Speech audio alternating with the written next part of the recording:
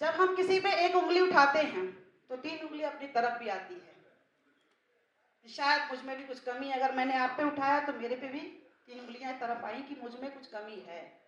ऐसे ही हम सब में कुछ न कुछ कमियां हैं। आज मैं सिर्फ ये स्पीच नहीं है, एक संगठन के बारे में है और अपने बारे में है, भैया के लिए है और आप सबके लिए है। महिलाओं के लिए जो भारत में जो भागीदारी है या उत्तर प्रदेश में भागीदारी है, हर राज्य में जो भागीदारी है, उसका दायित्व तो आदरणीय संजय सिंह जी ने मुझे दिया। कुछ देख करके, कुछ योग्यता देख करके उन्होंने मुझे दिया था और मैंने अपना 100% दिया है। अब तक मैंने 100% दिया है पिछले 1 साल तक, और 1 साल में मैंने थोड़ा अपने आप को स्थिर किया था, कुछ पारिवारिक मसलों को लेकर के, कुछ और भी चीजों को लेकर के। और मैंने कभी भी पार्टी के लिए ये कभी नहीं कहा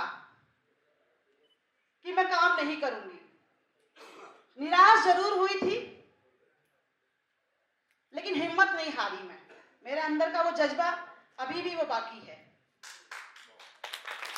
क्योंकि इसके कारण भी आप सब और माननीय आदरणीय संजय सिंह जी हैं, क्योंकि जिन्होंने हर वक्त हम सब के अंदर एक ऊर्जा भरी, जो आज भी ये यहाँ पे हम लोग जो मौजूद हैं, ये उसका उदाहरण है। क्योंकि हम में कमियां हैं और ये सिर्फ स्पीच जितने लोगों ने भी दिया, इसको स्पीच मत सुन के आप लोग घर जाइए, या इंक्लूडिंग मैं भी उसमें शामिल हूं और भैया भी शामिल होंगे, क्योंकि आज तक भैया भी उत्तर प्रदेश में बहुत सारे काम किए, अदर राज्यों में बहुत प्रभारी बने, लेकिन कहीं इतना ज्यादा काम नहीं जितना उत्तर प्रदेश में किया है भैया ने। लेकिन उसके बावजूद भैया के पास बहुत जिम्मेदारी थी, आए दिन दिल्ली, आए दिन दिल्ली, आए दिन दिल्ली। प्लीज इसको रिकॉर्ड मत कीजिएगा। अब मैं भैया के साथ बस क्षमा चाहती हूँ, थोड़ा सा बात बोलूँ, उसको बिल्कुल आप वो मत सोचिएगा कि मैं कुछ ऐसी बात कर रही हूँ। आए दिन दिल्ली, आए दिन दिल्ली। हम सब की आंख भैया है, हमारी आंखें इन पे टिकी रहती थी। अब कुछ होगा, अब कुछ होगा, अब कुछ होगा। दिल्ली में हम लोगों ने पूरा 100% दिया। जब भी जरूरत हुई उत्तर प्रदेश के सारे साथी वहां पहुंचते थे, सिर्फ भैया के कहने पे, इनकी लाज रखने के लिए। और भैया जब जेल गए तो हम सारे साथियों ने कुछ नहीं सोचा, ना अपने राजनीतिक कैरियर के लिए, ना अपना स्वार्थ के लिए, किसी कोई ऐसी भावना हमारे मन में नहीं। सिर्फ एक भावना आई कि हमारा नेता जेल है, और बिना किसी कारण उसके लिए हमें संघर्ष करना है दिल्ली के जंतर मंतर पे या चाहे चाहे जहां भी हो। हम सब ने मिलकर के वो लड़ाई लड़ी, सब घायल हुए, कहीं किसी का खून बहा, कहीं किसी के हाथ पैर टूटे, और सिर्फ इसी की वजह से कि सिर्फ हमारी आवाज है वो, और उनकी ताकत हम सब है।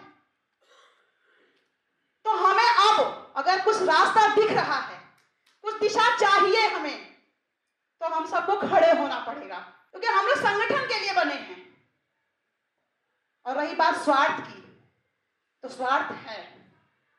एक स्वार्थ तब था जब हम किसी पार्टी से जुड़े नहीं थे। 2012 26 नवंबर, तो हमारे घर वालों ने कहा ये पार्टी, ये आंदोलन की पार्टी है और बहुत अच्छी पार्टी है, इसमें समाज को जागरूक करने का अच्छा मौका है, तुम जाओ यहाँ पे। तो हमने संजय भैया को देखा, कभी कहीं, कभी कहीं, कभी कहीं, कभी गोरखपुर, कभी कहीं, कभी कहीं। तो मैं भैया से नहीं मिली थी। धीरे धीरे मैं उनसे प्रेरणा ली और मुझे एक मजबूती मिली। ऐसा लगा कि नेता के साथ साथ एक बड़ा भाई मिला है हम सबको, सिर्फ मुझे नहीं, हम सबको भाई मिला है बड़ा, जिसकी छत्र छाया में हम लोग आज संगठित हैं।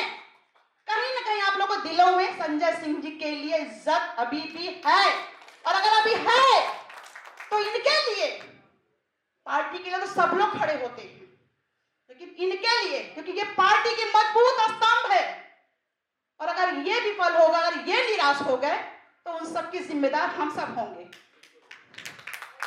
और अगर हम पार्टी को पहचानते हैं, जानते हैं और चाहते हैं कि इस उत्तर प्रदेश में हम काबिज होएं, चाहे जिस भी अवस्था में, जैसा दिशा निर्देश होगा भैया का, हम उस राह पे चलेंगे और हम वो काम करेंगे।